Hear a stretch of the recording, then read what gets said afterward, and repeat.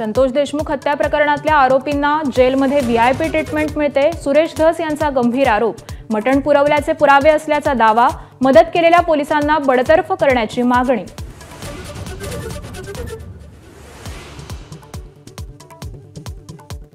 धनंजय मुंडेंच्या भेटीनंतर मस्साजोगमध्ये गेलेल्या धस यांच्यावर गावकऱ्यांचा पूर्ण विश्वास। हात वर करून दिला पाठिंबा। परळीत मात्र धनंजय मुंडे समर्थकांनी धस यांना दाखवले काळे झेंडे।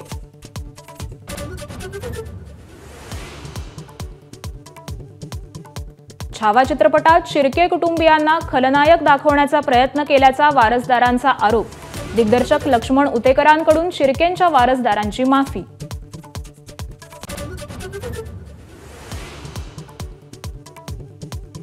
सुनील केदारांबाबत जशी कायदेशीर प्रक्रिया पाळली तशीच कोकाटेंबाबत देखील पाळणार। विधानसभा अध्यक्ष राहुल नार्वेकर यांचं स्पष्टीकरण।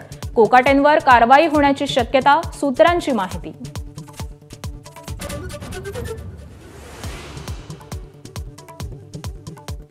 एसटी महामंडळाच्या बस चालकाला कर्नाटकात झालेल्या मारहाणी विरोधात पुण्यासह कोल्हापुरात निदर्शनं। कर्नाटकातील बसेस पुण्यात काळं फासलं।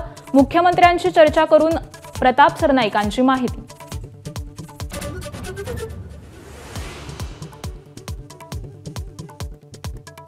महाराष्ट्रातून कर्नाटकला जाणाऱ्या बस फेऱ्या रद्द। परिवहन मंत्री प्रताप सरनाईकांचे आदेश।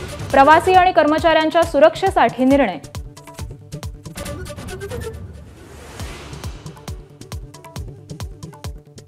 मुंबईत उन्हाचा तडाखा वाढला। तापमानाचा पारा 37 अंशांच्या पार। कमाल तापमानासोबतच किमान तापमानात देखील वाढ।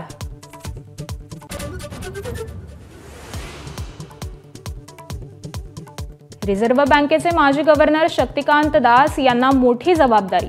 पंतप्रधान मोदींच्या प्रधान सचिव पदाची जबाबदारी सांभाळणार।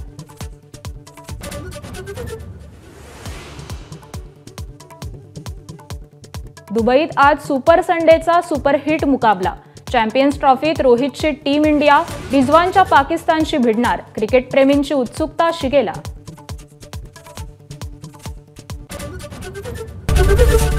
एबीपी माझा, उघडा डोळे बघा नीट।